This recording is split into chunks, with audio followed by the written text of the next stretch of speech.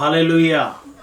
మన ప్రభువును రక్షకుడైన యేసుక్రీస్తు నామమున మీ అందరికీ వందనాలు. ఈరోజు మరి మన యొక్క క్లాస్లోనికి వెళ్దామండి. ప్రార్థన పూర్వకంగా మన క్లాస్ని ప్రారంభించుకుందాం. Let us pray, sir. మహోన్నతుడా, పరిశుద్ధుడు, పరలోకముందున మా తండ్రి, మీకు వందనాలు, స్తుతులు, స్తోత్రములు చెల్లించుకుంటున్నాం ప్రభువా. ఈరోజు క్లాస్ను దీవించండి, ఆశీర్వదించండి ప్రభువా. మీ సన్నిధిని మాకు తోడుగా ఉంచండి. మీ జ్ఞానం వివేచనలు దయచేయండి ప్రభువా. పరసంబంధమైన జ్ఞానమును దయచేసి మరుగై ఉన్న సంగతులు మాకు బయలుపరచండి. ఈ క్లాస్ మా అందరికి ఆశీర్వదకరంగా ఉన్నట్లు సహాయించండి. వాక్యము నాయన మా అందరి హృదయంలో ఫలింపచేయండి. చరిత్రలోనికి వెళుతుండగా అనేకమైన గూఢమైన అంశాలు మాకు బయలుపరిచి మీరు అయ్యా మమ్మల్ని దర్శిస్తున్నందుకే మీకు వందనాలు చెల్లించుకుంటూ ఈ ప్రార్థన యేసుక్రీస్తు పరిశుద్ధ నామమున అడిగిపెట్టుకుంటున్నాం తండ్రి. In the name of Jesus we pray. Amen. Yeah, praise the Lord. Amen. Okay, today we're going to take a break. We finished with the Old Testament in our last session. Our next session we're going to begin with the New Testament. మరి నిన్నటి దినాన దాదాపు మనము పాత నిబంధనలో ముఖ్యమైన విషయాలన్నిటిని కూడా గ్రహించాము, తెలుసుకోగలిగాము. దాదాపు పాత నిబంధన ముగించబడినట్టే నిన్నటితోటి. And we had very interesting sessions in Ezekiel's prophecy concerning the restoration of Israel.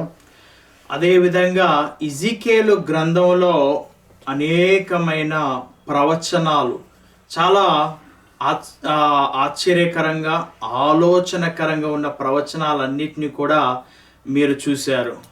We tried to bring around how that Israel have a vital part in these end time events. అదేవిధంగా ఇశ్రాయేలు దేశము ఈ యొక్క యుగ సమాప్తి అందు ఆ దేశానికి, ఆ ప్రజలు జరుగుతున్న ఈ పరిస్థితులకి ఎలా మరి కనెక్షన్ అనేది ఉందో కూడా మీరు చూడగలిగారు. So we felt like more detail on like the history of the nation of Israel may be very beneficial to help tie in these events a little bit better. So today we're asking Brother Chandrakanth to give us a brief history of the nation of Israel.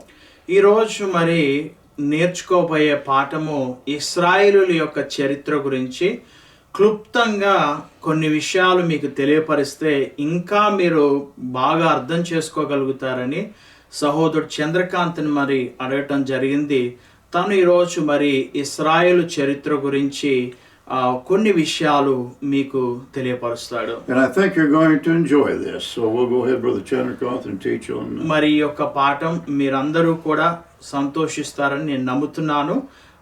మరి సహోదరుడు చంద్రకాంత్కి సమయాన్ని అప్పగిస్తున్నాను. Thank you sir for this opportunity. ఇశ్రాయేలీయుల యొక్క చరిత్ర మీరు Bible గ్రంథాన్ని తెరిచినప్పుడు మరి గత కొద్ది కాలముగా మనం సర్చ్ ఫర్ ట్రూత్ అనే ఈ బైబిల్ స్టడీలో ఎక్కువగా మీరు ఇశ్రాయేలీయుల యొక్క జనాంగం గురించి ఒక చక్కటి అవగాహన అనేది మీకు కలిగింది. కొంతమంది మీరు ప్రశ్నించవచ్చు, ఇశ్రాయేలుల చరిత్ర అంత ప్రాముఖ్యమా? Maybe some people might be asking, what is so important? ఎందుకు అది అంత ప్రాముఖ్యమైనదై ఉన్నది ఇశ్రాయేలుల యొక్క చరిత్ర? మరి నా యొక్క పర్సనల్ స్టడీస్లో నేను నేర్చుకున్న విషయం ఏంటంటే, మరి ఇశ్రాయేలీయులు అంత గొప్పగా దీవించబడ్డము, మరలా పడిపోవడము, తిరిగి పునరుద్ధరించడము, దేవుడు వారిని ఏర్పాటు చేసుకొని ప్రపంచ మానవులందరికీ కూడా రక్షణ అనుగ్రహించడంలో ఒక ముఖ్య ఉద్దేశము నేను గమనించింది ఏంటంటే, ఇశ్రాయేలు ప్రజలకి పూర్వీకుడైన అబ్రహాము తను లోబడడం ద్వారా, ప్రత్యేకింపబడడం ద్వారా దేవుడు తన సంతానం నుంచి చేసిన కార్యాలు. ఇశ్రాయేలు చరిత్ర గురించి చెప్పాలంటేనండి ఒక లెసన్లో చెప్పడం చాలా కష్టం. ఎన్నో ఆత్మ సంబంధమైన సందేశాలు, అదేవిధంగా భౌతికంగా ఇశ్రాయేలు దేశం మనకు కనబడుతూ ఉన్నది. వారు ఎలా దీవించబడ్డారు, దేవుణ్ణి వారు వ్యతిరేకించినప్పుడు ఎలా తృణీకరించబడ్డారు, ఎలా వారు శాపగ్రస్తులయ్యారు, మరలా దేవుడు వారిని ఎలా పునరుద్ధరించాడు, ఇలా ఎన్నో గొప్ప లెసన్స్, పాఠాలు, బైబిల్ అంతా కూడా ఇశ్రాయేలు చరిత్రలో ఎన్నో మూలమైన పాఠాలు మనకు కనబడుతున్నాయి. ఈరోజు మనం ముఖ్యంగా ఇశ్రాయేలు గురించి మొదటిగా మనం తెలుసుకోవాల్సిన విషయం ఏంటంటే, ఈ ఇశ్రాయేలీయులు ఎప్పటి వారు అని మీరు ఆలోచన చేసినట్లయితే, చరిత్ర అదేవిధంగా పురావస్తు శాఖ ఇస్తున్న వివరాలు ఇవన్నీ కూడా అప్రాక్సిమేట్గా ఇస్తున్న డేట్స్ ఏంటంటే, దాదాపు క్రీస్తు పూర్వం 4000 సంవత్సరాల క్రితము వీరి యొక్క మరి ప్రారంభం అనేది వీరి యొక్క జనాలు ప్రారంభం అవడం అనేది కనబడుతుంది. అయితే వీరిలో మనము ఇశ్రాయేల్లో పూర్వీకుల్లో 3 వ్యక్తుల్ని మనం చూస్తున్నాం ఇక్కడ. అబ్రహాముని, ఇస్సాకు, యాకోబు వీరు ప్రాముఖ్యంగా కనపడుతూ ఉన్నారు. అబ్రహాము, ఇస్సాకు, యాకోబుని మనం ఇశ్రాయేలు చరిత్రలో ప్రముఖులుగా మనకు కనబడుతున్నారు. సో ఇశ్రాయేలీయుల యొక్క ఈ యొక్క పూర్వీకుల్లో మొదటి పూర్వీకుడైన అబ్రహాము అసలు ఇశ్రాయేలుకి మూల పురుషుడు. ఈయన యొక్క ప్రారంభం ఎలా ప్రారంభమైంది అని మనం చూసినట్లయితే, మన బైబిల్ని ఓపెన్ చేసినట్లయితే ఆదికాండము జెనసిస్ 12, ఆదికాండము 12వ అధ్యాయంలో చూస్తాం. అబ్రహాముని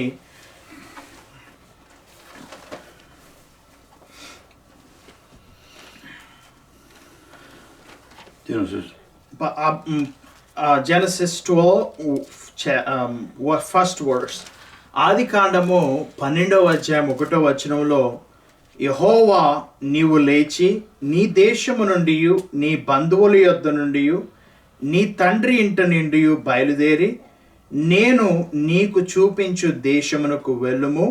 నిన్ను గొప్ప జనముగా చేసి నిన్ను ఆశీర్వదించి నీ నామమును గొప్ప చేదును. నీవు ఆశీర్వాదముగా ఉందుదువు. నిన్ను ఆశీర్వదించు వారిని ఆశీర్వదించెదను, నిన్ను దూషించు వారిని శపించెదను. భూమి యొక్క సమస్త వంశములు నీయందు ఆశీర్వదించబడునని అబ్రహాముతో అనగా.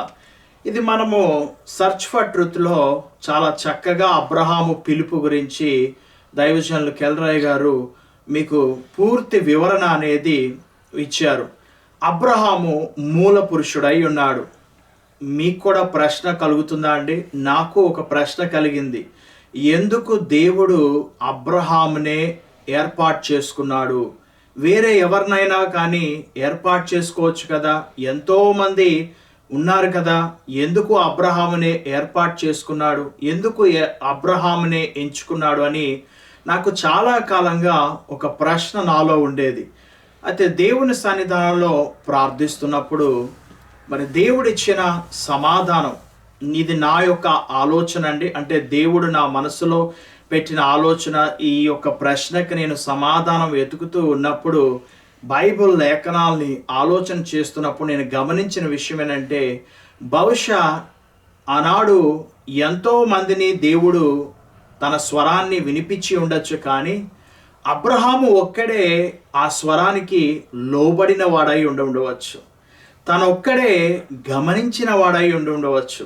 అందుకే దేవుడు అబ్రహాముని ఎంచుకొని తన ద్వారా ఈ యొక్క గొప్ప అద్భుత కార్యాన్ని జరిగించి ఉండవచ్చు. ఇక్కడ ఒక గొప్ప విషయం నేడు కూడా మనకి ఇక్కడ ఈ చరిత్రలోంచి చెప్పబడుతున్న ఒక గొప్ప పాఠం ఏంటంటే, అబ్రహాము ఏ విధంగా అయితే తను చాలా ధనవంతుడండి, అప్పటికే అన్నీ కలిగి ఉన్నాడు, కానీ తన హృదయములో దేవుణ్ణి తెలుసుకోవాలి. తన వారందరూ కూడా అనేకమైన దేవతలను ఆరాధించేవారు. అబ్రహాము మరి మెసోపోటోమియా అనే ప్రాంతం నుంచి, మరి ఆ ప్రాంతంలో ఉన్న వారందరూ కూడా అనేక మంది దేవతల్ని అప్పటికే ఆరాధిస్తూ ఉన్నారు, సృష్టిని పూజిస్తూ ఉన్నారు. దేవుణ్ణి తెలుసుకోక సృష్టికర్త అయిన దేవుని స్వరాన్ని విని కూడా బహుశా తిరస్కరించి ఉండొచ్చు. వీరందరూ కూడా చంద్రుడు, నక్షత్రాల్ని, వీటిని పూజిస్తున్న ఆ సమయంలో, అటువంటి పరిస్థితుల్లో ఈ యొక్క నానా విధమైన దేవతల్ని దేవుళ్ళను అంటూ ప్రజలు సృష్టిని పూజిస్తున్న సమయంలో అబ్రహాము బహుశా తన హృదయంలో నిజమైన దేవుడి కొరకు వెతుకుతూ ఉండి ఉండవచ్చు. ఎప్పుడైతే దేవుని స్వరాన్ని విన్నాడో తను ప్రయాణాన్ని ప్రారంభించాడు.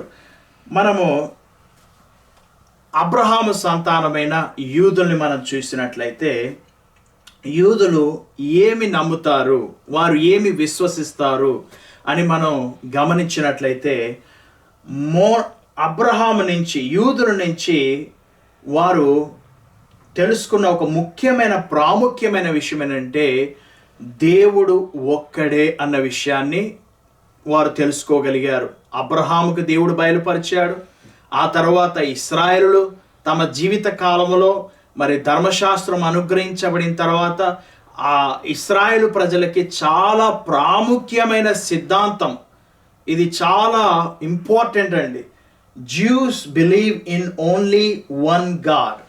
వారు యూదులు అంటే ఇశ్రాయేలు సంతానం, అబ్రహాము సంతానం, అబ్రహాము యొక్క జనాంగం, వారు నమ్మేది ఏంటనంటే దేవుడు ఒక్కడే అని. అది వారి నమ్మకం కాదు, దేవుడు వారికి బయలుపరచబడిన విషయము. It's not there belief. God gave them revolution. God showed them who is God. వారు యొక్క పితరులకి దేవుడు బయలుపరిచాడు నేను ఒక్కడనే అని. ఆయన సృష్టికర్త అయి ఉన్నాడు, ఆయన ప్రతి చోట ఉన్నవాడై ఉన్నాడు, సర్వశక్తి కలిగిన దేవుడై ఉన్నాడు, సమస్తం ఎరిగి ఉన్న దేవుడై ఉన్నాడు, ఆయన నిరంతరము నిత్యము ఉన్నవాడై ఉన్నాడు. ఇది యూదుల యొక్క ముఖ్య సిద్ధాంతము. పాత నిబంధనలో దేవుణ్ణి ఏమని పలికేవారు అంటే యావే అని అనేవారు. ఈ మాట యొక్క అర్థం తెలుసుకోవాలంటే కూడా మనకి కనీసం ఒక 2-3 క్లాసెస్ పడుతుందండి. ఇది చాలా ప్రాముఖ్యమైన విషయాన్ని మొదటి నుంచి దేవుడు వారికి బోధిస్తున్న విషయాన్ని మీరు జాగ్రత్తగా జ్ఞాపకం ఉంచుకోండి. సో యూదులు నమ్ముతున్న విషయము, యూదులకి దేవుడు అబ్రహాముకి, యూదులకి పితరుడు, మూల పురుషుడు అబ్రహాముని విగ్రహారాధికుల నుంచి ప్రత్యేకపరిచి దేవుడు తనకి బయలుపరిచాడు, నేను సర్వశక్తి కలిగిన దేవుణ్ణి. If we see in Genesis 17:2, ఆదికాండం 17వ అధ్యాయము 1వ వచనం చూసినప్పుడు నేను సర్వశక్తి గల దేవుడను. దేవుడు ఏమని బయలుపరుచుకున్నాడండి అబ్రహాముకి? అబ్రహామా, నేను సర్వశక్తి కలిగిన దేవుణ్ణి, నేను నిన్ను కాపాడుతాను, నిన్ను ఆశీర్వదిస్తాను అని ఒక నిబంధన అబ్రహాముతోటి దేవుడు చేయడం మనం చూస్తున్నాము. నెక్స్ట్, ఇక్కడ ఈ హెబ్రీ పదము, హెబ్రీయులు లేకపోతే ఇస్రాయిలు, హెబ్రీయులు అనే పదం ఎలా వచ్చిందంటే బైబిల్ గ్రంథంలో ఒక లేఖన భాగం ఉంటుంది కదండి, నది అవతలకి మీరు దాటి వచ్చారు అని.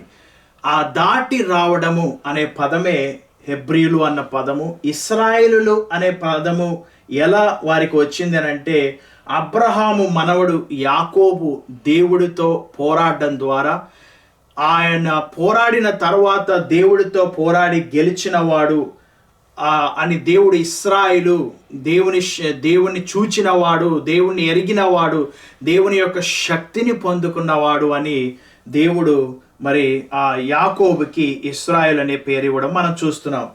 పూర్వీకుల్లో అబ్రహాము, ఇస్సాకు, యాకోబు కనబడుతున్నాడు.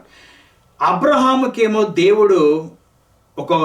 దేవుడు ప్రత్యేకపరిచి వాగ్దానాన్ని ఇచ్చి దేవుడు అబ్రహాంని నడిపించాడు. ఇస్సాకును చూసినప్పుడు ఇస్సాకు తన ఆత్మ సంబంధమైన ఆశీర్వాదాన్ని చక్కగా తన తరానికి అందించాడండి. తను జాగ్రత్తగా తన తండ్రి నుంచి పొందుకున్న ఆత్మ సంబంధమైన ఆశీర్వాదాన్ని ఇస్సాకును గురించి మనం ధ్యానించినప్పుడు తను సాయంకాలం పూట ధ్యానించేవాడని, ఆ తర్వాత తను ఇబ్బందుల్లో ఉన్నప్పుడు ప్రార్థించిన వ్యక్తిగా కనబడుతున్నాడు.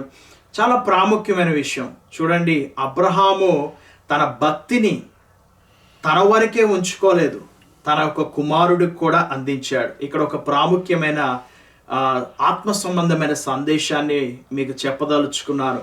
ఈ రోజుల్లో మనం చాలాసార్లు పిల్లలకి భౌతిక సంబంధమైన ఆస్తుల్నే ఇవ్వడానికి ప్రయత్నం చేస్తూ ఉంటాము. వాటి మీదనే ఎక్కువ శాతము వారిని ఎలా ఈ 60-70 సంవత్సరాలు ఎలా వారిని బ్రతికించాలి, ఏ విధంగా వారిని అభివృద్ధి పరచాలి అని ఇలా ఆలోచన చేస్తూ ఉంటాం. అబ్రహాము జీవితాన్ని చూసినప్పుడు అబ్రహాము భౌతిక సంబంధమైనవే ఇస్సాకుకి వాటిని అందించలేదండి. ఆత్మ సంబంధమైన గొప్ప ఆశీర్వాదాన్ని గురించి కూడా రుచి చూపించాడు. అందుకే ఇస్సాకు దాన్ని క్యారీ అవుట్ చేశాడు, దాన్ని కూడా తీసుకొని ముందుకు కొనసాగాడు. అందుకే ఈరోజు ఇంకా ఇశ్రాయేలు జనాంగాన్ని చూడగలుగుతున్నామంటే ఆనాడు దేవుడు అబ్రహాముతోటి నీ యొక్క సంతానము తరతరాలు ఆశీర్వాదకరంగా ఉంటుంది అన్న మాటని అబ్రహాము నమ్మి విశ్వసించి తన సంతానమైన ఇస్సాకుకి దాన్ని అందించాడు. ఇస్సాకు చాలా చక్కగా తన కుమారులకి తెలియపరిచినప్పుడు కానీ తన కుమారుడైన ఏశావు పట్టించుకోలేదు.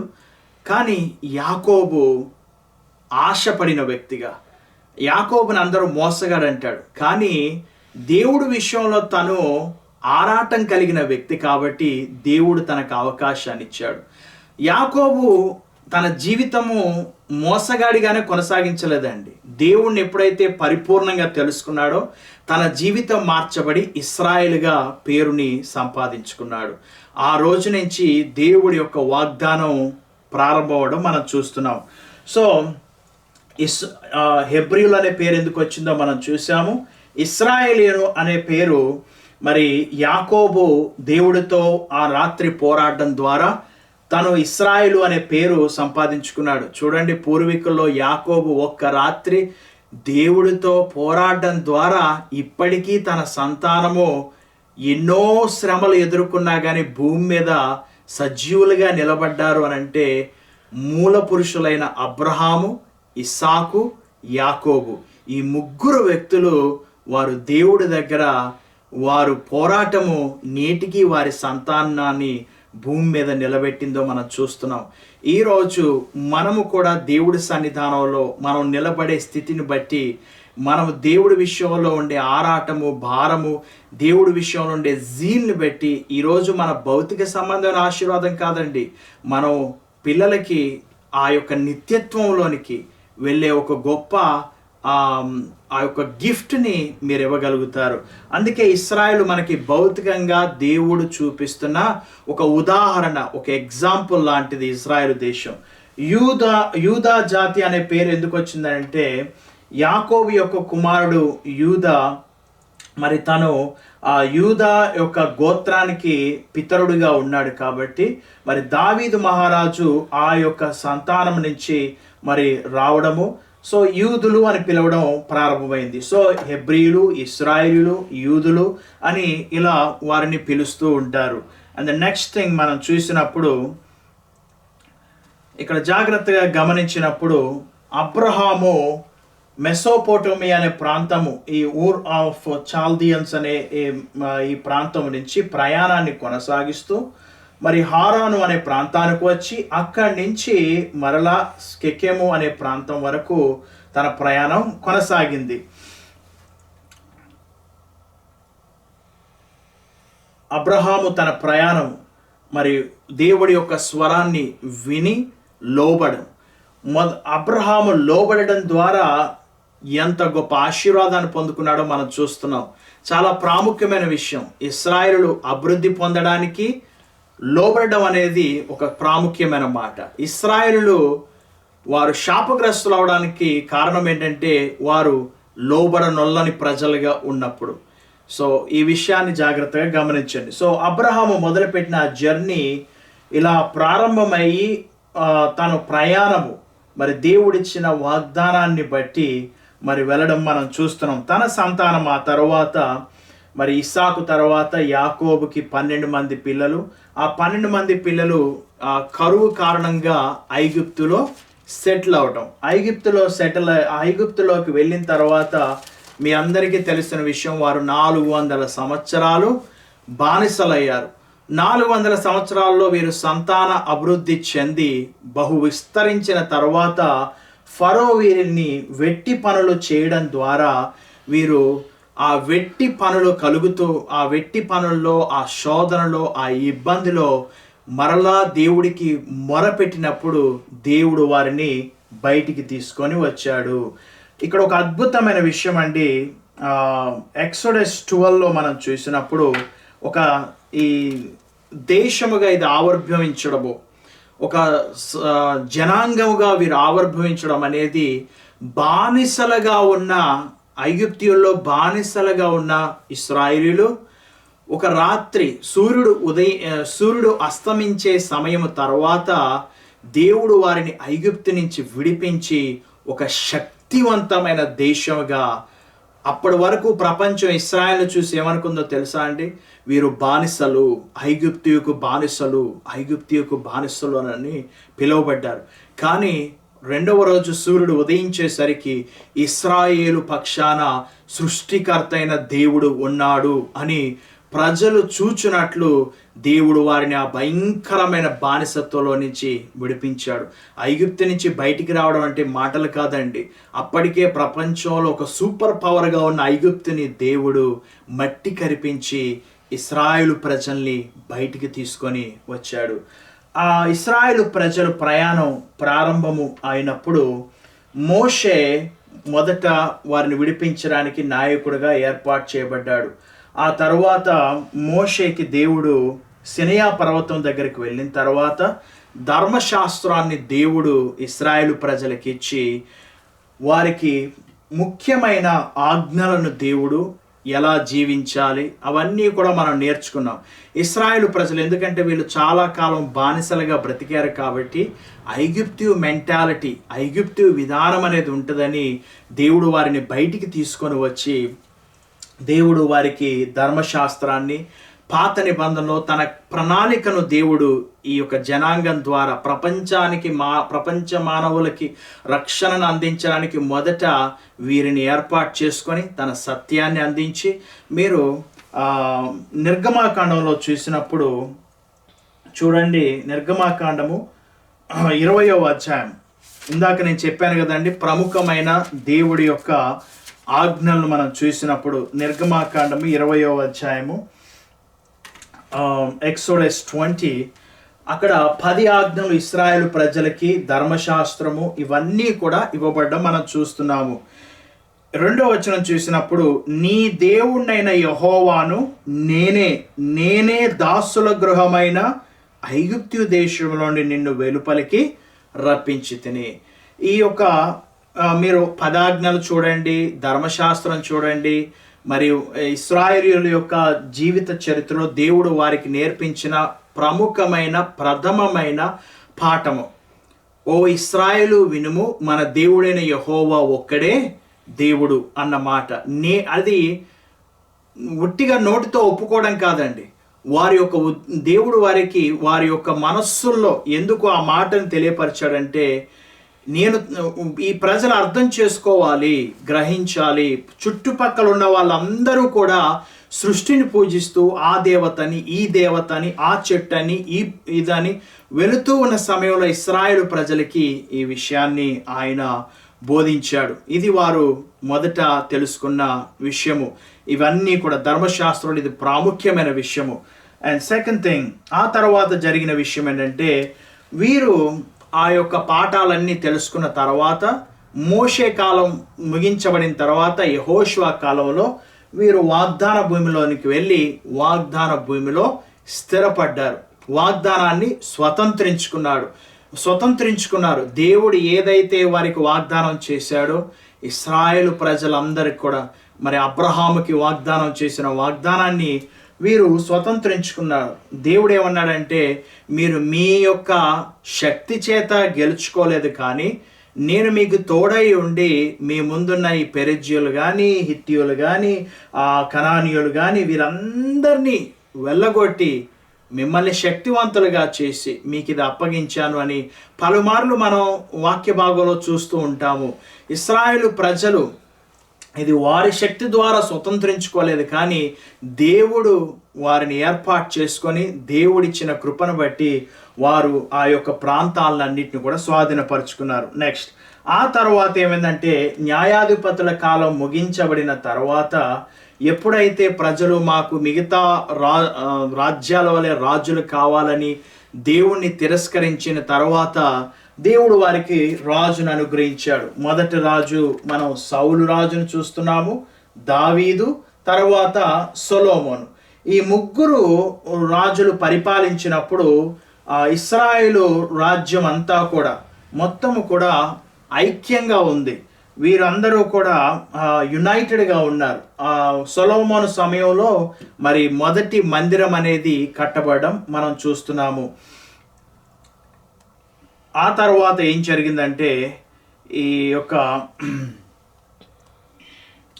ఇశ్రాయేలు ప్రజలు సొలొమోను తర్వాత సొలొమోను చేసిన మరి అతిక్రమము, దేవుడి మాటకు లోబడకపోవడం ద్వారా దేవుడు ఈ రాజ్యాల్ని మరి డివైడ్ చేశాడు. ఉత్తర ప్రాంతము మరి ఇశ్రాయేలు రాజ్యంగా, దక్షిణ ప్రాంతము యూదా రాజ్యంగా మరి ఈ యొక్క ఇశ్రాయేలు ప్రజలు వారు చరిత్రలో రెండుగా విభాగింపబడ్డారు. బైబిల్ గ్రంథంలో మనం చూస్తున్నాం కదండి. ఒకసారి ఎజెకియెల్ గ్రంథానికి వెళ్దాం. చూడండి, బుక్ ఆఫ్ ఎజెకియెల్. మనం నిన్నటి దినాన నేర్చుకున్న ఎజెకియెల్ గ్రంథంలో 37వ అధ్యాయాన్ని మనం చూసినప్పుడు, ఎజెకియెల్ గ్రంథం 37వ అధ్యాయం 17వ వచనం చూసినప్పుడు, మరియు యెహోవా వాక్కు నాకు ప్రత్యక్షమైలాగు సెలవిచ్చును, నరపుత్రుడా, నీవు కర్ర తునక ఒకటి తీసుకొని దాని మీద యూదావారదనియు వారి తోటి వారగు ఇశ్రాయేలుదనియు పేర్లు రాయము. మరి ఒక తునక తీసుకొని దాని మీద ఎఫ్రాయిమును తునక అనగా యోసేపు వంశస్థులదనియు వారి తోటి వారగు ఇశ్రాయేలు వారదనియు రాయము. అప్పుడు అది వీళ్ళు విడిపోయిన సంగతి మనందరికీ తెలుసు. వీరు ఎప్పుడు మరలా కలవబడ్డారనేది మనం ముందుకు వెళ్ళినప్పుడు నేర్చుకుందాం. ఇలా మీరు ఉత్తర ప్రాంతంలో 10 గోత్రాలు, దక్షిణ ప్రాంతంలో 2 గోత్రాలు ఉన్న తర్వాత ఈ ఉత్తర ప్రాంతంలో ఉన్న వారేమో ఇలా అషీరియా ప్రాంతంలోనికి వారు పట్టబడి అటు వెళ్ళిపోయారు ఈ 10 గోత్రాలు. యూదా గోత్రమేమో బబులోను దేశానికి వారు బానిసలుగా వెళ్ళారు. ఎందుకు ఇది జరిగింది? దేవుడు వీరికి వాగ్దానంలోనికి నడిపించిన తర్వాత వీరి మీదకి మరలా ఇటువంటి శిక్ష ఎందుకు వచ్చింది అని మీరు ఆలోచన చేసినట్లయితే ఒకటే ముఖ్యమైన మాట అండి, లోబడనొల్లని ప్రజలుగా వీరున్నారు.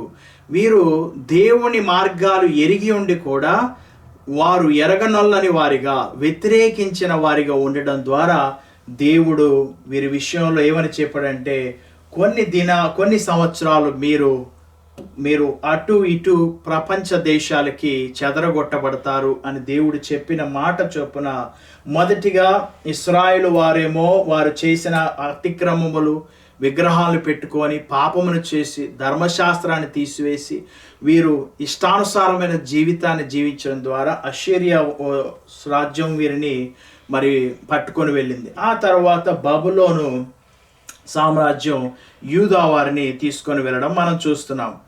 ఆ తర్వాత ఇశ్రాయేలు జనాంగం పలుమార్లు ఇలా చెదరగొట్టబడ్డారు.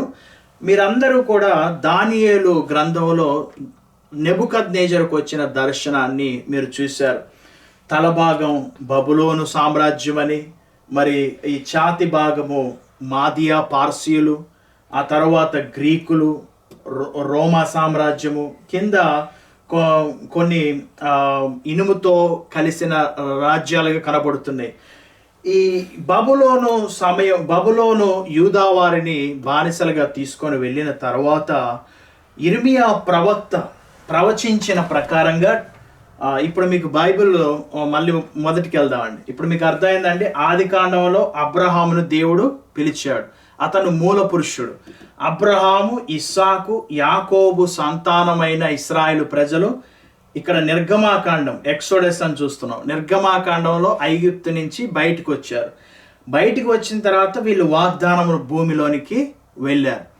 After entering in to the promise ల్యాండ్లోకి వెళ్ళిన తర్వాత ప్రామిస్ ల్యాండ్లోకి వెళ్ళిన తర్వాత దేవుడు వారిని పరిపాలిస్తున్న సమయంలో ప్రజలు ఇష్టానుసారమైన జీవితాన్ని ప్రారంభించి రాజును కోరుకొని వారు ఆ తర్వాత ఇంకా దేవుని యొక్క కార్యాలకు వ్యతిరేకంగా జీవించడం ద్వారా దేవుడు వారిని అన్య జనాంగానికి అప్పగించాడు. అప్పుడు యూదా జనాంగము ఎవరైతే ఉన్నారో వీళ్ళు 70 సంవత్సరాలు బానిసను అనుభవించిన తర్వాత నిన్నటి దినాన కెల్రాయ్ గారు కొన్ని విషయాలు తెలియపరిచారు.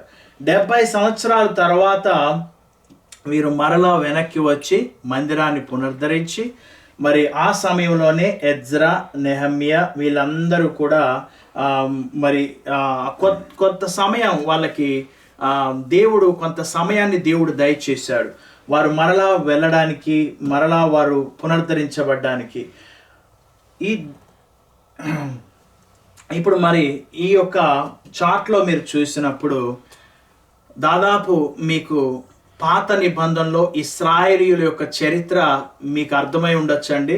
పాత నిబంధనలో చూడండి, బబులోనుకు ముందు ప్రవచించిన ప్రవక్తలు, ఇగో మీరు వెళ్తారు, మీరు ఈ యొక్క బానిసత్వంలోకి వెళ్తారు, మరలా దేవుడు పునరుద్ధరిస్తాడు. మనం అందరం పాత నిబంధనలో కొంతమంది ప్రవక్తల గురించి అయ్యో మేము పూర్తిగా తెలుసుకోలేకపోయాము అని మీరు చాలామంది అడుగుతూ ఉన్నారు. మమ్మల్ని ఫోన్ కాల్ చేసి మీరు ఎందుకు త్వరగా ముగించారు అని అడుగుతున్నారు. కానీ ఇవన్నీ మనం ధ్యానించాలంటే మేము ఇక్కడ 20-30 సంవత్సరాలు కూర్చోవాల్సి వస్తుంది. కానీ కొంత అవగాహన మీకు ఇవ్వడానికి ఈ బైబిల్ స్టడీ, మీరు అవగాహన వచ్చిన తర్వాత మీరు చదువుతూ ఉన్నప్పుడు మీరు చక్కగా నేర్చుకోగలుగుతారు. సో ఉపదాయ కానివ్వండి, ఏవేలు కానివ్వండి, యోనా కానివ్వండి, ఆమోసు కానివ్వండి, హోషియా కానివ్వండి, మీకా, యెషయా, మరి నహూము, జెఫన్యా, ఇర్మియా, హబక్కు వీళ్ళందరూ కూడా బబులోనికి వెళ్ళక ముందు దేవుడు వారిని ప్రవక్తలుగా ఇశ్రాయేలు ప్రజలకి పంపించడం మనం చూస్తున్నాం. మరి వీరు బానిసత్వంలో ఉన్నప్పుడు, బబులోను కింద ఉన్నప్పుడు దానియేలు, ఇజికేలు, అదేవిధంగా విలాప వాక్యాలను కూడా మనం చూస్తున్నామండి. ఇర్మియా ఇక్కడ కూడా వస్తాడు, ఈ సమయంలో ఉన్న ప్రవక్తగా కూడా పిలువబడతాడు. బబులోను తరువాత హగ్గయ, జకర్య, మలాకి ఈ 3 ప్రవక్తలు మనకు కనబడతారు. చివరిగా మలాకి తరువాత 400 సంవత్సరాలు నిశ్శబ్ద కాలము. ఆ తర్వాత మనము క్రొత్త నిబంధనలోకి ఎంటర్ అవుతాం. సో ఇది పాత నిబంధనలో ఉన్న ఇశ్రాయేలు చరిత్ర. This is just a overview of history of Israel in the old testament. పాత నిబంధనలో మూల పురుషుడైన అబ్రహాము ద్వారా ఈ సంతానము అభివృద్ధి చెందబడటము, వారు ఎలా అభివృద్ధి చెందారు, దేవుడు వారిని ఏర్పాటు చేసుకోవడం, దేవుడు వారిని దీవించడం, ఆశీర్వదించడం, వారిని వాగ్దాన భూమిలోనికి నడిపించడం, వారు మాట వినప్పుడు దేవుడు అన్ని జీవులకు అప్పగించడం, ఇది పాత నిబంధనలో చూసాం. సో ఇప్పుడు 2000 సంవత్సరాల క్రితము, లాస్ట్ 2000 ఇయర్స్, అంటే ఈ గడిచిన 2000 ఇయర్స్ క్రితము ఫస్ట్ సెంచరీలో ఏం జరిగింది అంటే, క్రీస్తు శకం దాదాపు ఈ డేట్స్ అన్నీ కూడా అందరూ కూడా అప్రాక్సిమేట్గా ఇచ్చారండి. రోమా సైన్యము వచ్చి యెరూషలేముని ముట్టడి వేసి, మీ అందరికీ ఒక మాట గుర్తుందా అండి? యేసు ప్రభువు వారు అన్నారు చూడండి, రాతి మీద రాయి కూడా నిలవబడదు అని. శిష్యులు ఈ మందిరాన్ని చూపిస్తూ, ఈ కట్టడాలు చూపిస్తున్నప్పుడు రాతి మీద రాయి కూడా ఉండదు అని అన్నారు. ఎందుకు అన్నాడు ఆ మాట అని మనం చూసినప్పుడు ఒక మాట మనం జ్ఞాపకం చేసుకుందాం. లెట్ us see Luke 19, లూకా సువార్త 19వ అధ్యాయము. లూకా సువార్త Luke 19:41. లూకా సువార్త 19వ అధ్యాయము 41వ వచనం. ఆయన పట్టణమునకు సమీపించినప్పుడు దానిని చూచి దాని విషయమై ఏడ్చి, నీవును ఈ నీ దినమందైనను సమాధాన సంబంధమైన సంగతులను తెలుసుకుని ఎడల నీకు ఎంతో మేలు, కానీ ఇప్పుడు అవి నీ కనులకు మరుగు చేయబడి ఉన్నవి. ప్రభువు నిన్ను దర్శించిన కాలం నీవు ఎరగకుంటివి కనుక నీ శత్రువులు నీ చుట్టూ గట్టు కట్టి ముట్టడి వేసి అన్ని ప్రక్కలను నిన్ను అరికట్టి నీలోనున్న నీ పిల్లలతో కూడా నిన్ను నేల కలిపి నీలో రాతి మీద రాయి నిలిచి ఉండనియనని దినములు వచ్చుచున్నవని చెప్పెను. యేసు ప్రభువారు యెరూషలేములోనికి వచ్చినప్పుడు ఇశ్రాయేలు ప్రజలు గుర్తించలేదు. సుమారు క్రీస్తు శకం 70వ సంవత్సరంలో ఈ సంఘటన జరిగింది.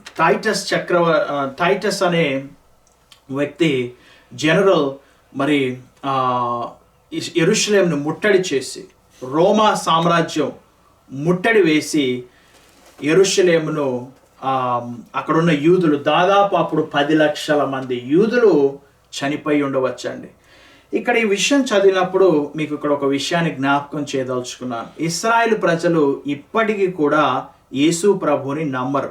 ఎందుకు అని అంటే, వారికి పాత నిబంధనలో దేవుడు ఏం చెప్పాడంటే, నేనే ఎల్ షద్దాయ్, నేను తప్ప వేరొక దేవుడు లేడు అని. ఇశ్రాయేలు ప్రజలు యేసు ప్రభుని చూసినప్పుడు ఈయన మానవుడు కదా, ఈయన ఎలా దేవుడు అవుతాడు అని వారు ఇప్పటికీ నమ్మని వారిగా ఉన్నారు. మీకు ఒక ప్రశ్న కలగచ్చు, చాలామంది ఈ ఆలోచనతో ఉండవచ్చు, ఈ బైబిల్ ప్రకారంగా దేవుడా అనే ప్రశ్న మీరు అందరిలో కలుగుతూ ఉండొచ్చు. దయచేసి ఓపిక పట్టండి. When we get to the New Testament, క్రొత్త నిబంధనకి మీరు వెళ్ళినప్పుడు మీరు ఈ అయోమయం నుంచి బయటపడతారు. దేవుళ్ళు లేరండి బైబిల్లో, దేవుడు ఒక్కడే ఉన్నాడు. ఆ దేవుడు ఎవరు అనేది ఇంకా మీరు చక్కగా పూర్తి వివరణ తెలుసుకోవడానికి యేసు ప్రభు దేవుడని మనకు తెలుసు. కానీ ఈరోజు చాలామంది క్రైస్తవులు చాలామంది ఏమంటారంటే, బైబిల్లో దేవుళ్ళు ఉన్నారు, దేవుళ్ళు పని చేస్తున్నారు అని లేని ఒక సిద్ధాంతాన్ని ప్రారంభమైంది. బైబిల్ అంతా మీరు వెతికినప్పుడు దేవుళ్ళు లేరు, దేవుడే వారిని విడిపించాడు. నేను ఒక్కడనే దేవుడు అన్నాడు, నేను ఒక్కడనే ఆశీర్వదించువాడిని అన్నాడు. అబ్రహాముతో మాట్లాడినప్పుడు, ఇశ్రాయేలుతో మాట్లాడినప్పుడు. సో ఈ కన్ఫ్యూజన్ అనేది మీకు క్రొత్త నిబంధనకి వెళ్ళినప్పుడు మీరు సంపూర్ణంగా తెలుసుకుంటారు, మీకు కంప్లీట్ అండర్స్టాండింగ్ అనేది వస్తుంది. సో యేసు ప్రభువారు వచ్చినప్పుడు యూదులు గ్రహించలేదు. తన మొదటిసారి యెరూషలేములోనికి వచ్చినప్పుడు వాళ్ళు వినలేదు, ఆయనని సిలువ వేశారు. వాళ్ళు ఏమన్నారు, మా మీద మా పిల్లల మీద ఈయన రక్తం ఉండునుగాక అని చెప్పేసేసి ఆయనని అప్పగించారు దుష్టుల చేతికి, ఆయనని సిలువ వేశారు. ఈరోజు ఇక్కడ ఒక విషయాన్ని నేను చెప్పదలుచుకున్నాను. ఈరోజు కూడా దేవుణ్ణి మనం తెలుసుకోకుండా మనం దేవుణ్ణి విడిచిపెట్టినట్లయితే యూదులకు ఎటువంటి భయంకరమైన పరిస్థితి కలిగిందో మనకు కూడా అవకాశం ఉన్నప్పుడు దేవుణ్ణి తెలుసుకోకపోతే మనం ఈ భౌతికంగా నష్టపోవడం కాదండి, నిత్య నరకానికి వెళ్తాము. సో ఆయన దర్శించిన కాలము ఇదే సమయం అండి. చాలామంది రేపు రేపు రేపు అని ముందుకు నెడుతున్నారేమో రక్షణను. ఇదే ఆయన దర్శించే కాలంలోనే మనం ఎరగకపోతే యూదులు ఎలాగైతే భయంకరమైన పరిస్థితి ఎదుర్కొన్నారో మనం కూడా అటువంటి పరిస్థితిని ఎదుర్కోవాల్సి వస్తుంది. జాగ్రత్త. సో మొదటి శతాబ్దంలో ఇశ్రాయేలు ప్రజలు యెరూషలేము నుంచి ఇలా బహుశా క్రీస్తు శకం 135లో వీరు అన్ని ప్రాంతాలకి they scattered among all the nations, వాళ్ళు వెళ్ళిపోయారు అటు ఇటు పలు ప్రాంతాలకి వారు చెదరగొట్టబడ్డారు. దేవుడు ఏమన్నాడండి, మీరు పాపము చేస్తే మిమ్మల్ని అన్య జనాల్లోకి చెదరగొడతాను అని అన్నాడు. అదే విధంగా వీరు దేవుడికి లోబడకపోవడం వలన ఈ యొక్క భయంకరమైన శ్రమ వలన, యెరూషలేములో కలుగుతున్న భయంకరమైన శ్రమ వలన కొంతమంది ఐగుప్తులోకి వెళ్ళిపోయారు, ఆఫ్రికాలోకి వెళ్ళిపోయారు, ఐరోపా ప్రాంతానికి వెళ్ళిపోయారు. మీకు ఇంకో విషయం తెలుసా అండి, ఇండియాకు కూడా వచ్చారు. ఇప్పటికీ యూదుల సమాధులు కేరళలో ఉన్నాయి, బాంబేలో ఉన్నాయి. పలు ప్రాంతాల్లోకి చెదరగొట్టబడ్డారు. వాళ్ళు ప్రపంచ నలుమూలలకి చెదరగొట్టబడ్డారు. కారణం ఏంటంటే, ఒకప్పుడు శక్తివంతంగా వీరు దేవుడి ప్రజలు అని పిలువబడిన వీరు ఎందుకు చెదరగొట్టబడ్డారు అని అంటే, వారికి ఎందుకు అంత అవమానం కలిగిందంటే, మనం ఎజెకియెల్ గ్రంథంలో చూసాం. ప్రజలందరూ చూసి, ఇదిగో వీరు దేవుడి మాట వినలేదు, అందుకే వీరు ఇంతగా శ్రమను అనుభవిస్తున్నారు, అవమానాన్ని పొందుతున్నారు అని ఎజెకియెల్ గ్రంథంలో చెప్పబడిన విషయాల్ని మనం చూస్తున్నాము. ఓకే, కొన్ని వేల సంవత్సరాల క్రితము దేవుడు ఇశ్రాయేలుకి మరి భూభాగాన్ని ఇచ్చాడు. అది అంత ఇంపార్టెంటా అని మీరు అడగచ్చు. ఒకసారి ఆది కాండంలోనికి వెళ్ళినట్లయితే, ఆది కాండం 15వ అధ్యాయము ఆదికాండము 15వ అధ్యాయము, జెనసిస్ 15:18-21 వచనాలను చూసినప్పుడు, ఆ దినమందే యెహోవా ఐగుప్తు నది మొదలుకొని గొప్ప నది అయిన ఎఫ్రటీసు నది వరకు ఈ దేశముననగా కెనానీయులు, కనిజ్యులు, కద్మోనీయులు, హిత్తీయులు, పెరిజ్యులు, రెఫాయియులను, అమోరీయులు, కనానీయులు, గిర్గీషులు, ఎబూసీయులు నీ సంతానమునకు ఇచ్చి ఉన్నానని అబ్రహాముతో నిబంధన చేసెను. ఈరోజు అరబ్బు దేశాలన్నీ కూడా ఇస్రాయేల్ దేశాన్ని మొత్తం తీసుకోవాలని ప్రయత్నం చేస్తున్నారు, కానీ అది సాధ్యపడదు. కారణం ఏంటో తెలుసా అండి? దేవుడు ఆల్రెడీ నిబంధన చేశాడు.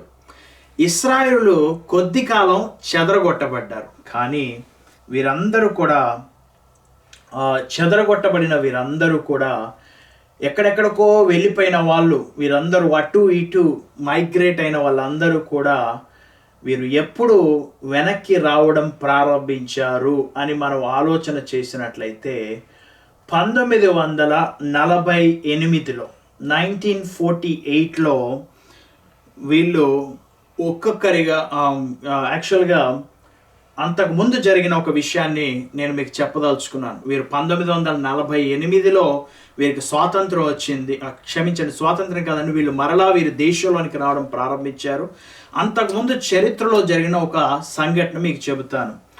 హాలోకాస్ట్, ఈ యొక్క పదాన్ని మీరు కొంతమంది వినుండొచ్చు, కొంతమంది అసలు తెలియకుండా ఉండి ఉండవచ్చు. మన చరిత్రలో మనం చాలాసార్లు చదువుకునే చరిత్ర పుస్తకాల్లో మనం ప్రపంచంలో జరిగిన కొన్ని విషయాలు మరుగై ఉన్నవి, మనకి ఇంకా తెలియవు కొన్ని విషయాలు.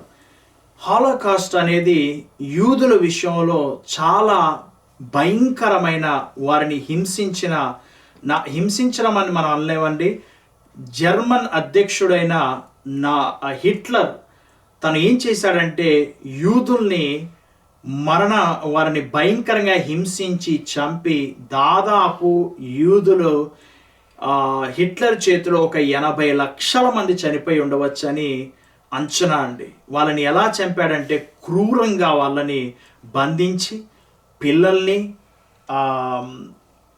పిల్లల్ని అదేవిధంగా స్త్రీలను, పురుషులను ప్రత్యేకపరిచి తిండి లేకుండా వారిని గ్యాస్ ఛాంబర్లో పెట్టి వారిని చంపడము. మీరు ఎవరైనా సరే ఇజ్రాయెల్ దేశానికి వెళ్ళే అవకాశం దొరికితే హాలోకాస్ట్ మ్యూజియం తప్పకుండా చూడండి.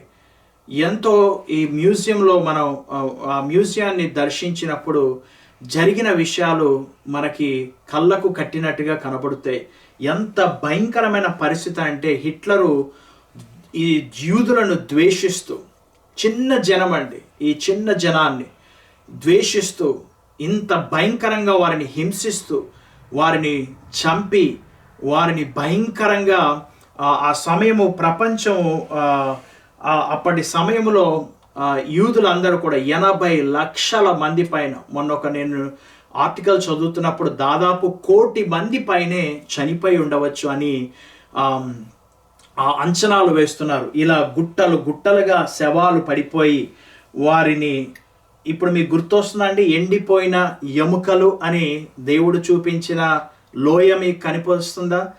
ఇలా ఎముకలు గూళ్ళు పడిపోయి యూదులందరూ కూడా నిస్సహాయ స్థితిలో జర్మన్ ఈ యొక్క నియంత అయిన హిట్లర్ చేతిలో వీరు ఇంతగా హింసించబడి వారి యొక్క కుటుంబాలను కోల్పోయి, పిల్లలు మరణించి, భర్తలు చనిపోయి, భార్యలు చనిపోయి, ఈ భార్య చనిపోయి, ఇలా భయంకరమైన ఆ శాపాన్ని వారు మోయడం అనేది మనం చూస్తున్నాము.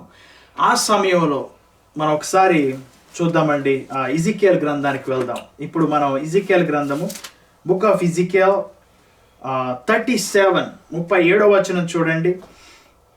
37వ అధ్యాయం 37.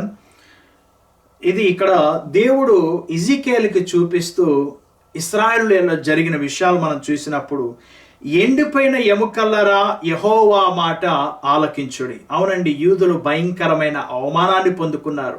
ఈ భయంకరమైన శాపాన్ని, శ్రమను వారు పొందుకున్నారు.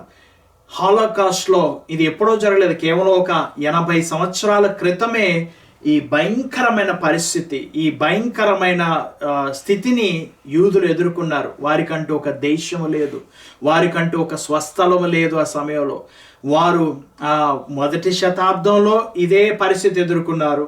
మరలా వీరి యూదులు ఐరోపా ప్రాంతంలో ఉన్న యూదులందరినీ కూడా మరి భయంకరంగా హిట్లర్ చంపుతూ ఉన్న సమయంలో అమెరికా దేశము వీరిని విడిపించడంలో ప్రయత్నం గొప్పగా చేసి వీరిని విడిపించడం మనం చరిత్రలో చూస్తున్నాము. అయితే ఎముకల గూళ్ళుగా మిగిలిపోయారు వీళ్ళు. కొన్ని లక్షల మంది ఆ యొక్క గ్యాస్ ఛాంబర్స్లో చనిపోయి వీరు నిస్సహాయ స్థితిలో మనం చూసినప్పుడు 11వ వచనంలో చూసినప్పుడు 11th verse, అప్పుడు ఆయన నాతో ఇట్లా, నరపుత్రుడా, ఈ ఎముకలు ఇశ్రాయేలులందరినీ సూచించుచున్నవి. వారు మన ఎముకలు ఎండిపోయిను, మన ఆశ విఫలమాయను, మనము నాశనమైపోతిమి అని అనుకొనుచున్నారు. ఇంత భయంకరమైన పరిస్థితి, అసలు యూదా జాతి ఉండదేమో అని మొత్తం అందరినీ తుడిచివేయాలనే ఒక ఉద్దేశంతో హిట్లర్ తీసుకున్న తీర్మానంలో ఎంతోమంది యూదులు చనిపోయారు. ఆ తర్వాత 1948లో ఒక అద్భుతం జరిగింది.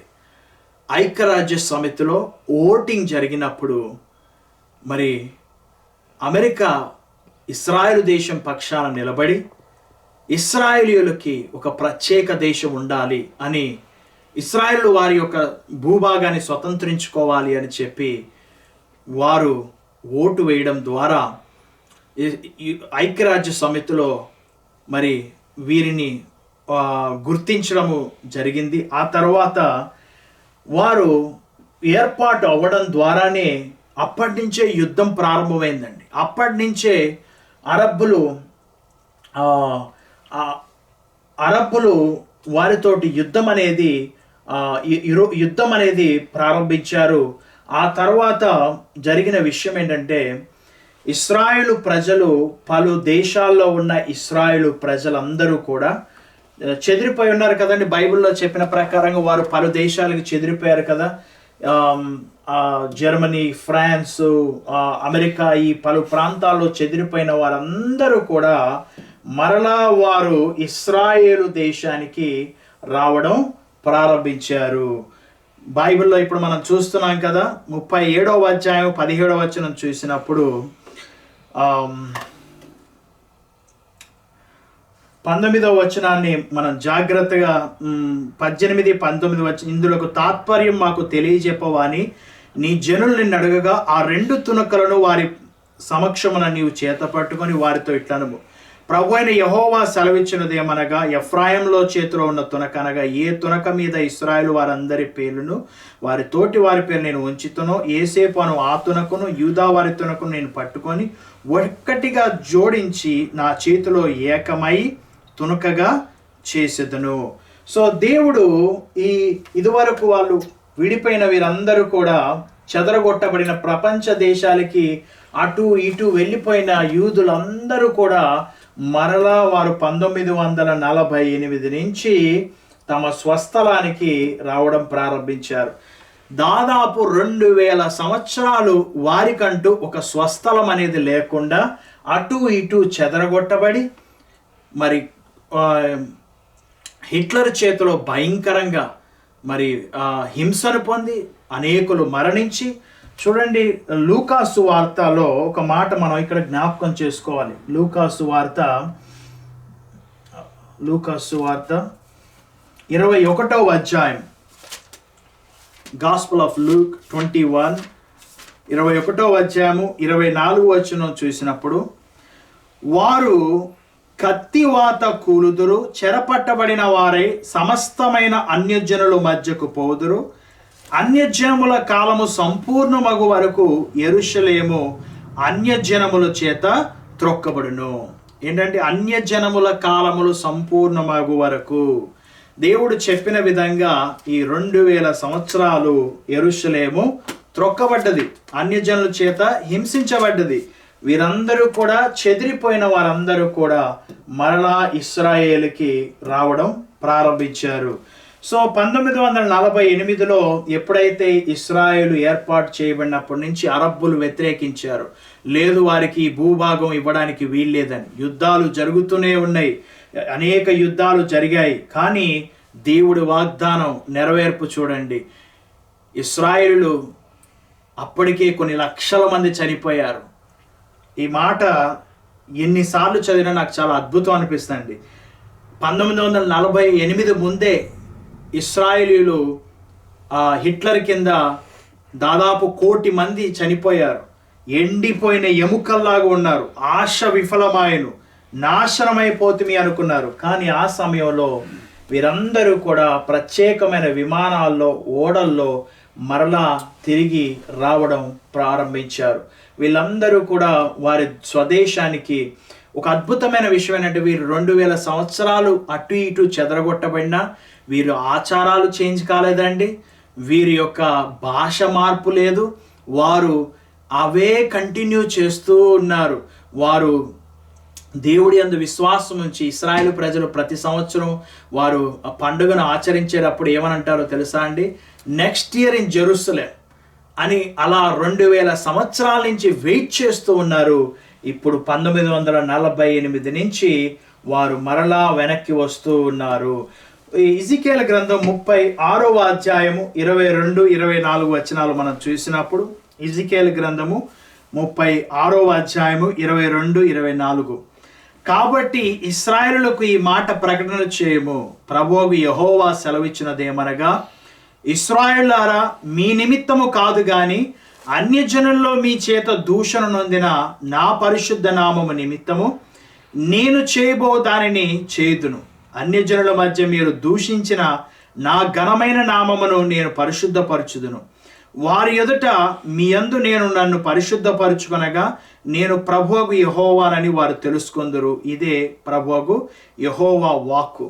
నేను అన్యజనుల్లో నుండి మిమ్మల్ని తోడుకొని ఆయా దేశములో నుండి సమకూర్చి మీ స్వదేశంలోనికి మిమ్మల్ని రప్పించదును.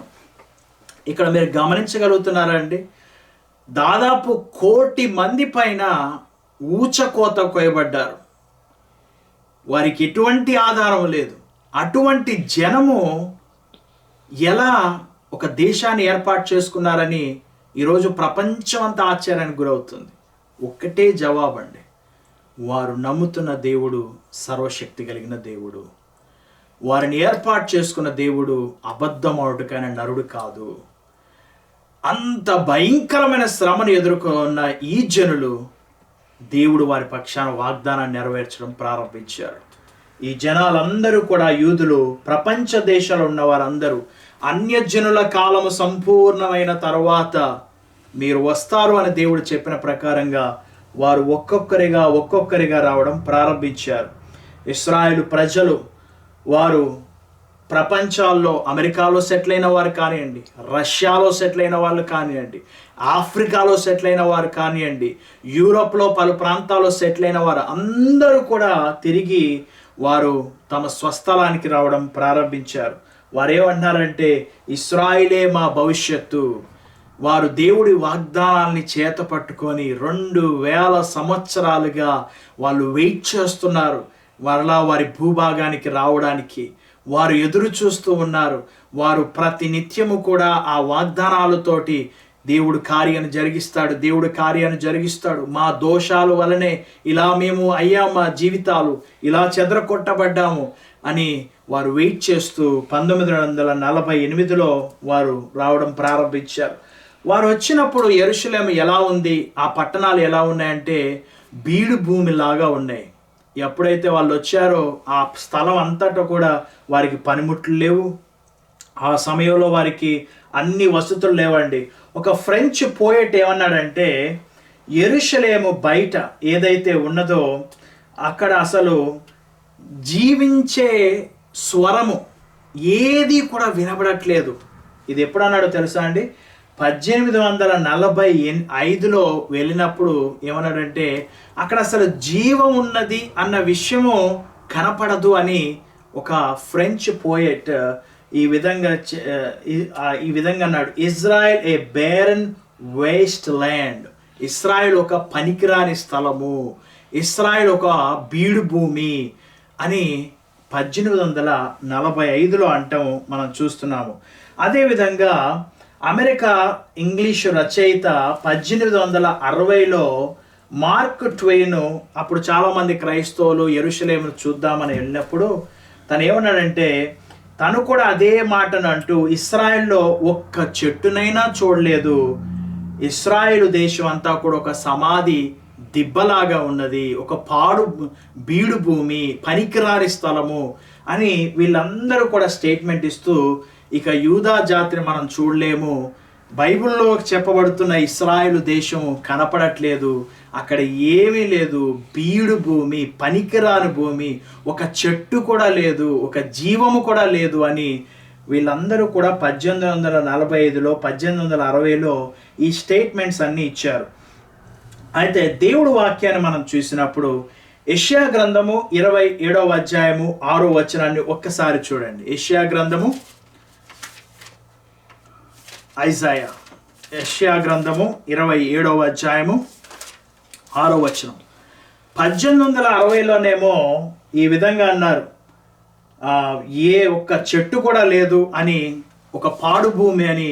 దాన్ని చూసినప్పుడు నిజంగానే అప్పుడు దాని పరిస్థితి అలా ఉంది. 27వ అధ్యాయం 6వ వచనం చూసినాడు, రాబో దినములో యాకోబు వేరుపారును, ఇశ్రాయేలు చిగుర్చి పోయును, వారు భూలోకమును ఫలభరితముగా చేయుదురు. దేవుడిచ్చిన వాగ్దానం చూడండి. 1860లోనేమో రచయితలు ఏమన్నారంటే ఇశ్రాయేలు పాడు భూమి అని అంటున్నారు, కానీ దేవుడు ఏమన్నాడంటే మరలా దేవుడు చిగురించబోతున్నాడు, ఇశ్రాయేలు వారొక్కళ్ళే ఆశీర్వదించబడడం కాదు, భూలోకమును ఫలభరితంగా చేయుదురు. ఈరోజు ప్రపంచ దేశాలకి వ్యవసాయం ఎలా చేయాలో నేర్పిస్తున్నారు ఇశ్రాయేలు దేశస్తులు. దేవుడు వాక్యాన్ని చూడండి, అది వారి యొక్క సొంత జ్ఞానం చేత కాదు, దేవుడు కృప వారికి తోడై ఉన్నది కాబట్టి. ఇంకా లేఖనాలు మనం చూసినప్పుడు ఆమోసు గ్రంథం ఒక మాటను చూద్దాం. ఆమోసు గ్రంథం 9వ అధ్యాయము 14-15 వచనాలు చూసినప్పుడు, మరియు శ్రమ నొందుచున్న నా జనులకు ఇశ్రాయేలు నేను చెరలో నుండి రప్పింతును, పాడైన పట్టణములను మరణ కట్టుకొని వారు కాపురు ముందురు, ద్రాక్ష తోటలు నాటి వాటి రసమును త్రాగుదురు, వనములు వేసి వాటి పండ్లను తిందురు, వారి దేశమందు నేను వారిని నాటుదును, నేను వారికి ఇచ్చిన దేశము నుండి వారు ఇక పెరికివేయబడరని నీ దేవుడైన యెహోవా సెలవిచ్చుచున్నాడు. ఆమేన్. అదేవిధంగా జెఫన్యా గ్రంథంలో కూడా మనం చూసినప్పుడు ఇంకొక మాటని మనం చూస్తామండి. జెఫన్యా గ్రంథము 3వ అధ్యాయము 2వ వచనాన్ని మనం చదువుకున్నప్పుడు పలు చోట్ల ఈ విషయాలు దేవుని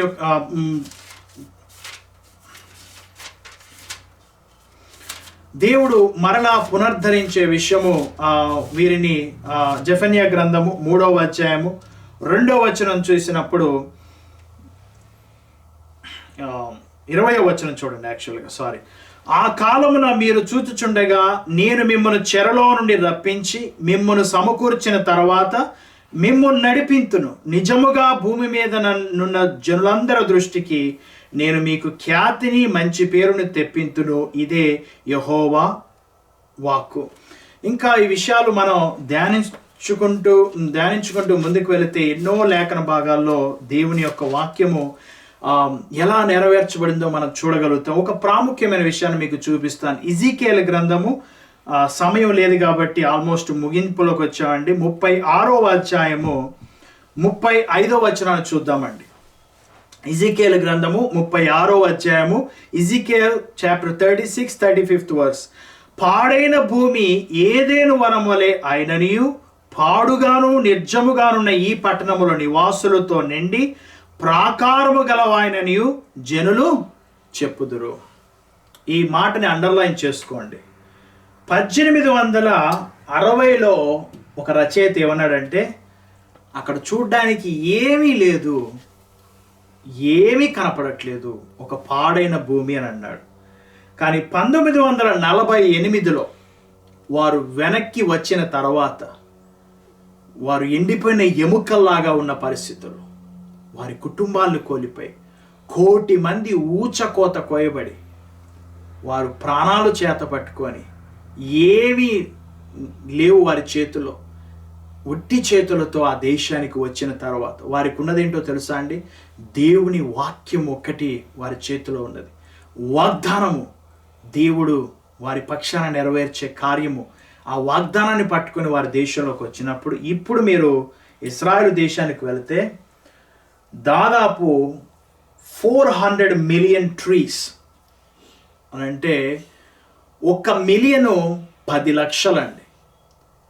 400 మిలియన్ ఆలోచించేయండి, ఎన్ని లక్షల కోట్ల చెట్లు అక్కడ ఫలభరితంగా ఫలించడం ప్రారంభించడం మనం చూసాము. మీరు చదివినట్లయితే తెలుసుకోగలుగుతారు, మీరు ఇంటర్నెట్లో చూడండి. అంతేకాదండి, దేవుడు ఇక్కడ చెబుతున్న మాట ఏంటంటే, పాడుగాను నిర్జనముగానున్న ఈ పట్టణములు నివాసములతోనండి ప్రాకారము గలవాయనని జనులు చెప్పుదురు.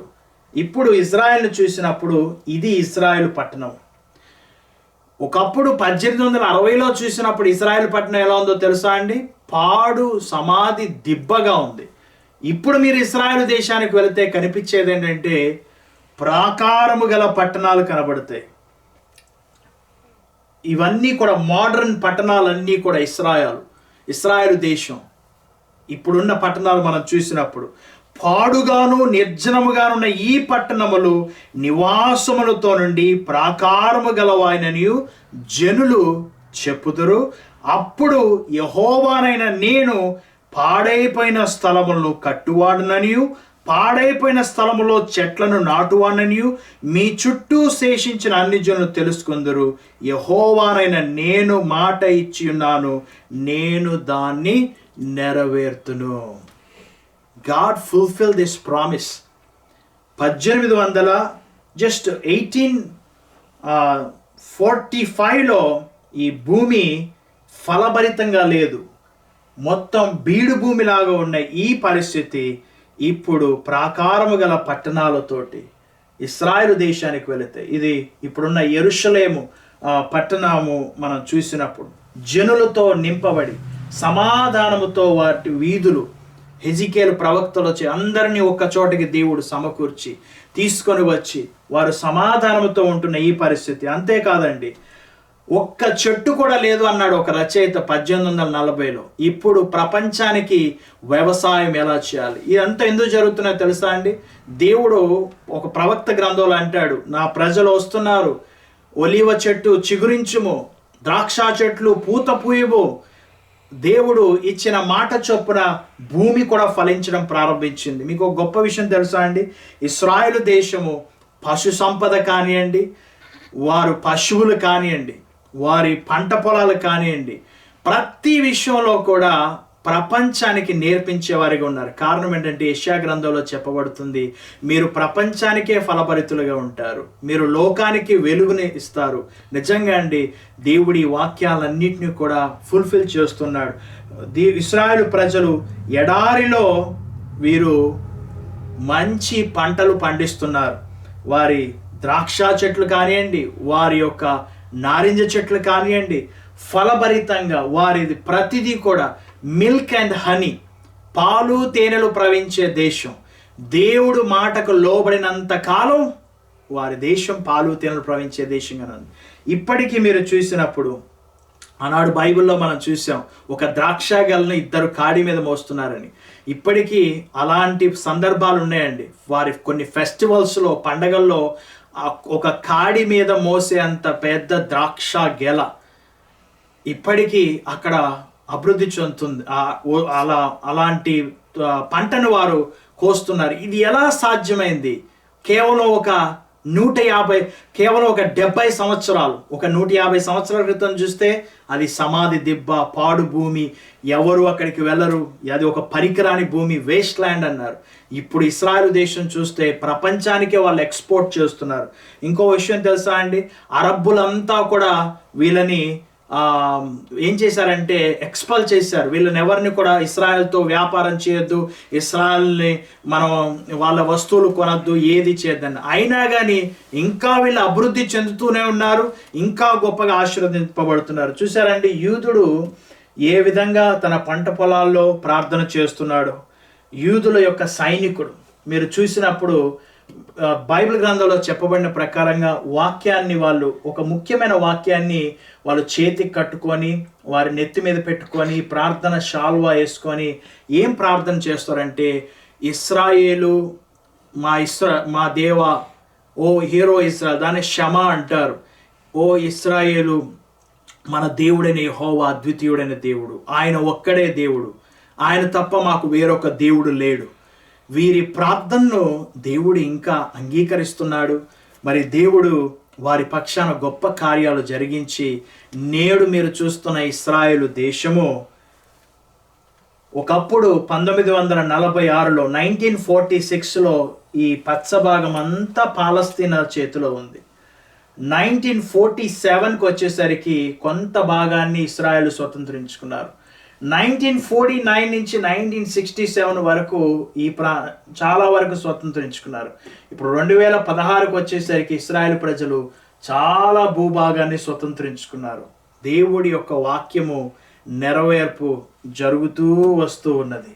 అన్యజనుల కింద వారు త్రొక్కబడినప్పుడు వారికి ఏమీ లేదు. కానీ 1948 తర్వాత నుంచి ఈ తెల్లటి భాగం ఉన్న చూడండి, ఇశ్రాయేలులు వారు స్వతంత్రించుకున్నారు.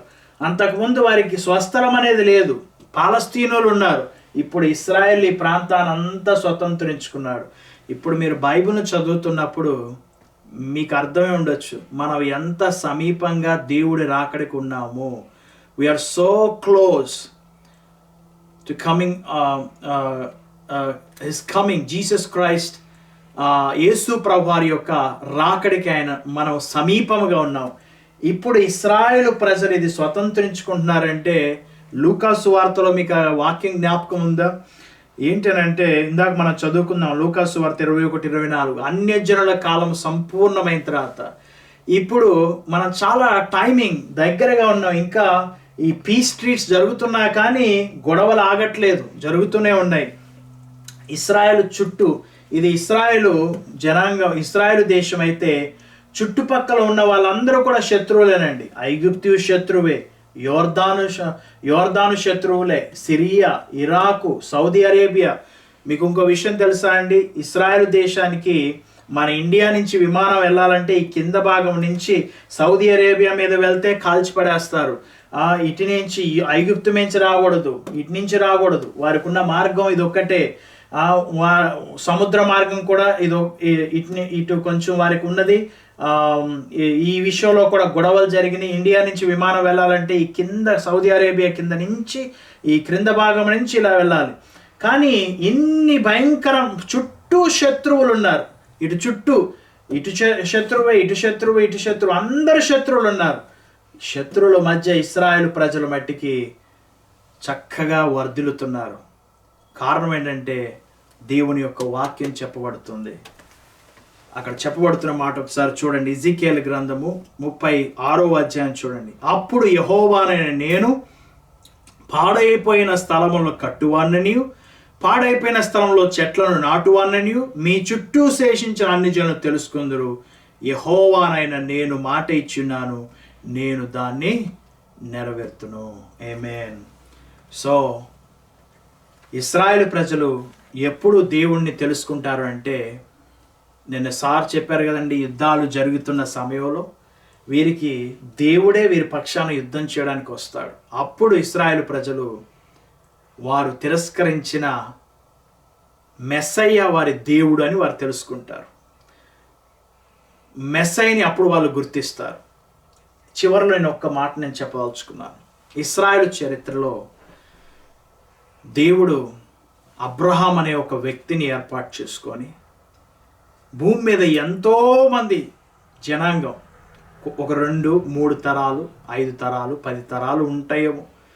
కొంతమంది కొన్ని తరాల తర్వాత వారి యొక్క పేరు డిసపియర్ అవుతుంది, వారి రాజ్యాలు డిసపియర్ అవుతున్నాయి. కానీ కొన్ని వేల సంవత్సరాల నుంచి ఇశ్రాయేల్ ప్రజలు ఇప్పటికీ నిలబడడానికి కారణం ఏంటంటే, మూల పురుషుడైన అబ్రహాము లోబడటం ద్వారా దేవుడు ఆ జనాంగాన్ని దీవించి ఆశీర్వదించాడు. ఇశ్రాయేలు ప్రజలు వారు లోబడినప్పుడు ఎలా అభివృద్ధి చెందారో, వ్యతిరేకించినప్పుడు ఎలా శాపగ్రస్తులయ్యారో మనం చూసాం. భౌతికంగా వారిని దేవుడు మనకు చూపిస్తున్నాడు. నేడు మనము కూడా నీవు లోబడినప్పుడు ఆయన నిత్య జీవాన్ని పొందుకుంటావు. లోబడకపోతే వీళ్ళలాగా భౌతికమైన విషయాన్ని నువ్వు కోల్పోవట్లేదు, నిత్యత్వంలోనికి వెళ్ళే ఆ గొప్ప భాగ్యాన్ని నువ్వు పోగొట్టుకుంటున్నావు. సో ఇశ్రాయేలు ప్రజల్ని మనకు దేవుడు ఒక సూచనగా ఉంచాడు. ఇంకొక గొప్ప విషయం ఏంటంటే ఇక్కడ ఎన్నో ఆత్మ సంబంధమైన సందేశాలు ఉన్నాయండి. ఈ చిన్న దేశం కొరకు ఇన్ని లక్షల మంది అరబ్బులు పోరాడుతున్నారు, కానీ దీన్ని స్వాధీనపరచుకోలేకపోతున్నారు. ఎంతమంది పోరాడినా కానీ దేవుడి కంచె ఉన్నది కాబట్టి ఏమీ చేయలేకపోతున్నారు. చాలాసార్లు మన అభివృద్ధి, మన క్షేమము, మన జీవితంలో దేవుని కృప మనకు తోడుంటే చాలు. ఇశ్రాయేలు ప్రజలు ఏ పనిముట్లతో వెళ్ళారండి? ఏ ట్రాక్టర్లు వాళ్ళకు ఉన్నాయి, ఏ గొప్ప గొప్ప టూల్స్ ఉన్నాయి, కానీ ఆ ఎడారిని ఫలభరితంగా మార్చుకున్నారు. కారణం ఏంటంటే దేవుడు ఆశీర్వాదం, ఆ భూమి ఫలించడం ప్రారంభించింది, వారి పశువులు ఫలించడం ప్రారంభించాయి, వారి సంతానం ఫలించడం ప్రారంభించారు. చూసారండి, దేవుడు తోడుగా ఉండడం ద్వారా ఇశ్రాయేలు ఈ చిన్న దేశం ఆఖరికి మన దేశం కూడా ఈ దేశం దగ్గర నుంచి ఆయుధాలు కొనుక్కుంటుంది. మన దేశం ఈ దేశం యొక్క టెక్నాలజీని ఉపయోగించుకుంటుంది. దేవుడు వాగ్దానం ఎలా ఫుల్ఫిల్మెంట్ అవుతుందో చూడండి. ఈరోజు ఈ లెసన్ ద్వారా మీరు ఇశ్రాయేలు చరిత్ర సంపూర్ణంగా తెలుసుకున్నారని నేను నమ్ముచున్నాను. ఇప్పుడు మనం అన్ని జనుల కాలం సంపూర్ణంలో ఇవన్నీ జరుగుతాయని దేవుడు చెప్పాడు. ఇప్పుడు మనం ఆలోచించాల్సిన విషయం అంటే దేవుడు తన మాటని ఎలా నెరవేరుస్తాడు, నెరవేర్పుని మన జీవిత కాలంలో చూడగలిగాము. మరి దేవుడు మనకు వాగ్దానం చేశాడు, మీ హృదయమును కలవరపడకనీయుడి, let not your heart trouble, నేను త్వరగా వస్తున్నాను అని దేవుడు మనకు వాగ్దానం చేశాడు. ఇశ్రాయేలును పునరుద్ధరించిన దేవుడు నిన్ను నన్ను కూడా మనకిచ్చిన వాగ్దానం ఆయన తప్పకుండా నెరవేర్చు వాడై ఉన్నాడు. హల్లెలూయా. సో ఈ విషయాలన్నిటినీ కూడా గమనించి ఇశ్రాయేలు ప్రజలు చేసిన పొరపాట్లు మనం చేయకుండా దేవుడి మాటకు లోబడినట్లయితే మనం నిత్య రాజ్యంలోనికి వెళ్ళబోతున్నాం. ప్రార్థన చేసుకుందాం. Do you want to say anything? Very good, very informative. Yeah, keep your eyes on all that prophecy.